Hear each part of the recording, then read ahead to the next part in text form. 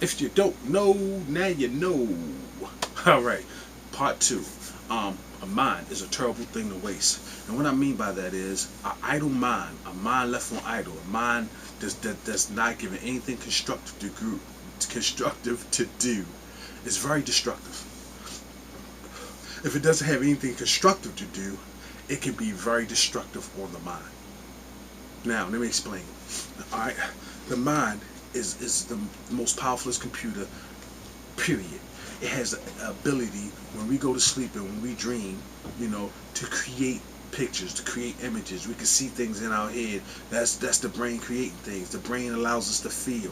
The brain allows us to send information so we can grab and do things. The brain is a very powerful thing, but it also receives and interprets information. Now, it's two ways that we survive on this earth. There's two ways that we survive as conscious beings, consciously and subconsciously. Basically meaning that our subconscious, our inner navigation system that is given, like I said, through God, of how to function and create. We do this, we feel great. We do this, we feel bad. That's the navigation system right there. But the mind is so powerful that sometimes, if you let it do what it do, it brings about thoughts of doubt. It brings about thoughts of insecurities. It brings about these things. And then the more we focus on those thoughts and we let our mind go there and we feed that and we entertain that, the mind then, check it out now, the mind then causes your emotions to overreact. Causes your emotions to do things. Alright? And it's so strong, it actually makes you feel like that's how you feel. The brain can trick you into thinking that you feel a way that you actually don't feel, or it can, through the thought process, make you feel insecure and make you feel down. So it's not based on true instinctive feelings from God. It's based on manufactured feelings from the brain. Alright? And what I mean by that is, it's the whole not knowing. Alright? So, because you don't know, say for instance, I got the best woman in the world, right? Great. But I decide for whatever reason, I try to call her. I can't reach her. So, based on what I know, based on past experiences, based on things that I've been through before, and maybe these things weren't great, I start letting my mind go on idle. I don't get nothing constructive to do. I don't come here and make music and do fun stuff and listen to fun things and listen to creative things and listen to educational things, things that would advance my mind and my soul. I sit back and I think about, well, why she ain't answering my call? What could she be doing so important that she's not answering my call? What if she's with someone else? And now I manufacture this whole story that causes all these emotions. Now I start to analyze everything she's ever done. Mind is a terrible thing to waste, and the mind is a powerful thing. Also, if you want to look at it in a spiritual way, we call that ego.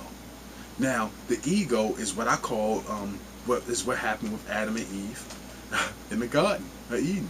So it's that whole, okay, so the mind is now talking to your soul and trying to talk to your spirit and trying to convince you. The mind is saying, you know what? Hey, let's have some fun. You know what, Dave? Remember that time she said she was doing this? She could have been doing something else. You'd be like, yeah, sure could have. Then your brain starts to manufacture all these things. You start to analyze things. And you start to look at things in a different light. Telling you.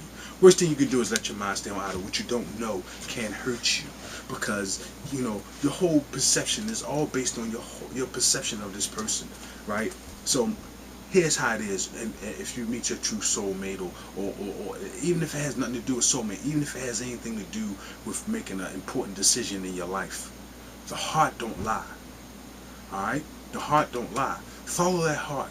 Follow how it makes you feel. Go into a meditative state. Meditate and say, okay, is this good for me? And focus your energy. Concentrate on your third eye. Concentrate right here and let that, look. Imagine a beam of light and just breathe and ask for the answers. The brain works for you. It could work against you, or it could work for you. But you need to be in charge of your mind. You need to be in charge of your brain. The brain, you're supposed to control the brain. The brain's not supposed to control you. The brain's a powerful computer that can give you all the information and help you be aware of all the answers that you seek if you train it to be alert and pick up all the things that you needed to know. And you do that through asking questions like, what can I do to advance in my job? An answer you don't have the answer. An answer you don't know. You ask the question because you want to know the answer. It's the not knowing that makes us advance. So you say, what can I do to advance in my job? What can I do to improve at this? And if you say it in all sincerity, that's a prayer. That is basically anything that you desire and you question, you ask for, ask and thou shalt receive. That is a law. So, what can I do to make this beat knock harder? Then all of a sudden, when you, and if that's and you focus on that, you like, and every day you like, what can I do to make my drums knock harder? What can I do? Then all of a sudden the brain starts working for you. Hey Dave, let's go on YouTube and look up some YouTube videos. You look up some YouTube videos and be like, hey, remember we was in Guitar Center? It was a book said, make your beats knock. Remember that? Oh yeah, I forgot all about that. Yo, then you go to Guitar Center. You had the magazine, the book that said, make your beats knock. Oh yeah, I still have it. See, the brain starts working for you. The brain starts coming up with creative ideas for you. It's like a partnership. It starts bringing out things. And then when somebody say something, yeah, man, and I was messing with Pro Tools, and I went to this plugin, you'll start hearing things that normally you wouldn't hear. You may like join in the conversation. Okay, you're saying about Pro Tools, this plugin that made your drums knock. What is it called? It's called Amplifier, yo. And then like, wow, how do I get it? Oh, go. Now your brain is receptive to pick up all the information to things that you need to advance. That's how it works.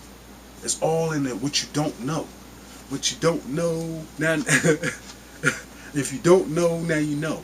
Because if you don't know, you question, you will know. Because the brain will start picking up and find the information and find the answers for you. That's how God made us. We are creators. And if the brain, if you give the brain that task to do, it will do that task and accomplish that task. But if you think about it and then give no second thought to it, don't have a strong desire for the answer, a strong desire for the knowing of what you don't know, you won't get it.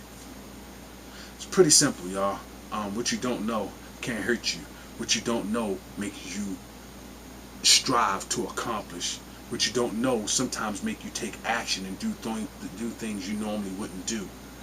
It's the not knowing, It's the not knowing. The secret to everything we wish to have, the secret into accomplishing everything that we wish to accomplish and to advance is in the not knowing. It's not based on what we know.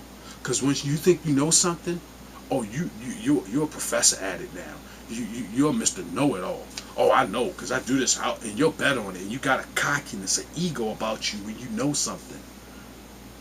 But the humble dude who doesn't know, the humble dude who's the student and always is in the knowing, is always in the desire of knowing, rather, advances and it's a student. Because we're all students of life. So let's not be so cocky. It's not what you know, it's what you don't know. The secret to happiness, fulfillment is not in what you know. Because if it was in what you know, you'd be there already. If you already knew, everybody would have everything they ever wanted. So, what you don't know can't hurt you. What you do know can. Alright? On a spiritual level anyway. Thanks for watching. I appreciate your time. Peace.